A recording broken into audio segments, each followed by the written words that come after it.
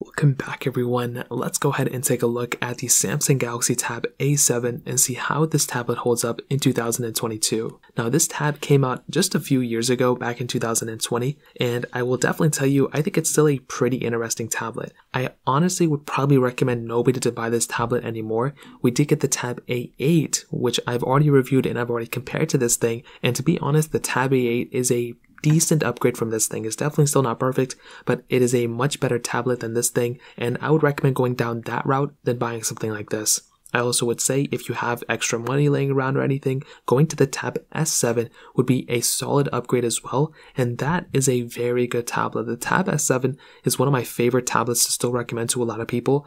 The Tab S8s are such solid tablets. I mean, Samsung did a really good job this year for their tablet series, so I would definitely recommend going up to any of the 2022 tablets for the most part. But let's take a look at the Tab A7. Now, this thing on the front has a 10.4-inch TFT LCD panel. It's 1200 by 2000. Now, the resolution itself is actually not bad. It's a decent resolution, but the panel itself, with it being a TFT panel, it really doesn't look too good. This is probably one of the biggest disadvantages of this tablet. I think the performance and everything like that can be a little bit overlooked. I mean, it's not a bad thing, but I will tell you with this type of tab, I don't like the panel at all. I like how there's a little bit of bezel around it. I mean, it doesn't look too bad, but I feel like Samsung could have done a little bit of a better job. Even though this is their cheapest tablet they make, they have to cut expenses here and there, and I totally understand that. But Samsung has been making solid, such amazing panels for the last several years, and I feel like even with their Tab S8s, they can do a little bit of a better job. But with this panel, I really don't like this panel at all. Now, we do have, the bezel around it, which I think looks fine. There's really not too much to hate on it there. Now, we do have also on top of this, we have a microSD card slot on this thing, which is really cool. Having that type of capability of just, pretty much expanding your storage however which way you want to do it is actually really cool. And I think that's easily one of my favorite things about the Tab A7 for the most part. Just being able to go ahead and plug in your microSD card slot or plug in that microSD card and going down that route is really cool, and I'm a humongous fan of that. Now we have a charging port on this thing, we have a headphone jack as well, which is cool. And on the back we have pretty much this, build quality, which is pretty much expected for a device like this. Again, it's not going to be the best failing tablet of all time, but I do think this doesn't look that bad. It doesn't feel that bad. Again, with the A7 or the A8, Samsung did a much better job, but with the A7, I think it's good. I don't think there's really too much to hate on it here, and I feel like Samsung could have done a better job, but it's totally understandable why they didn't, why they cut corners here and there. Now, we do have the camera setup on this tablet as well, which I'll go and hit on right now. We have an 8 megapixel single camera setup on the back. We have a front 5 megapixel camera. Now, what I'll definitely tell you about this camera is, even compared to something like another iPad that I just reviewed today, the iPad 7th generation, a lot of these cheaper end tablets, they end up kind of reverting back and utilizing older type of camera setups, mostly because they don't want to go ahead and cannibalize some of their newest camera sales. So with something like the Galaxy Tab A7, this camera really isn't that good. It's not really that good of a camera in 2020, especially now in 2022, but back in 2020 when this device came out, it really wasn't even that great. Now, one thing that is kind of surprising that I'll be honest about is that the Tab A7 does have a lot of features built into this camera, a lot more than you would actually think. Now, if Samsung were to focus a little bit more on the quality, I think that would have been way better, but this thing does have a lot of features built into the camera, which is really cool. So if you want to go ahead and if you want to, utilize some of those cool features built in, well, for the most part, you are still getting a lot of features built into this type of camera, which I think is really cool. Now, does that change my opinion on the camera? Well, just a little bit. I think with having a camera like this, it's actually, surprising the amount of features they were able to put in, but it's still not that good of a camera, so definitely just keep that in mind.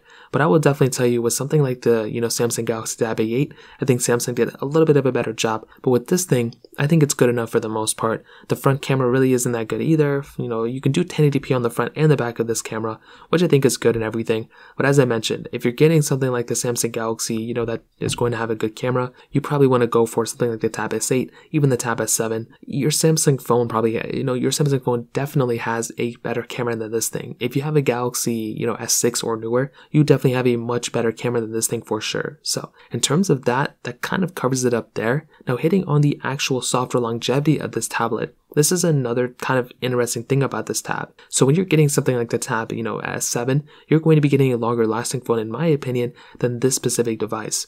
On top of that, the Tab S7 software right now, it is on One UI, which is cool, But like I mentioned before, because this is kind of like the cheaper end tablet, not only is this thing probably not going to be lasting as long as other tablets in this market at this price range, but also you have to keep in mind that the Samsung tabs are sometimes one of the, last devices to get these types of, softwares and everything. So once One UI comes out, it's probably going to be one of those last devices to get this next version of software. So that's kind of an unfortunate thing as well. I also do think that with One UI, Samsung has been improving quite a bit, and getting every single newest update that comes out is actually really, really important. So I think that's another big thing to keep in mind as well. Now, when it comes down to the whole entire, performance and everything, I'll talk about that in a second. But I will tell you, if you're trying to get the best performing tablet or the best software of a tablet, even the Tab S7 is going to be giving you a much better, even the Tab S6 may be a better tablet than this thing in my opinion. So that kind of covers it up there. Now, in terms of the performance, this thing has a Qualcomm Snapdragon 662 chipset inside of it with 3GB of RAM on the base models, but there is a model with a 4GB of RAM option, which I find it very interesting. So in terms of the overall performance of this tablet, it's more or less exactly what you would expect in my opinion. So when you're getting a tablet like the Tab S7, this type of tablet for the most part, I think it gets the job done for the price tag and for kind of the age of this device.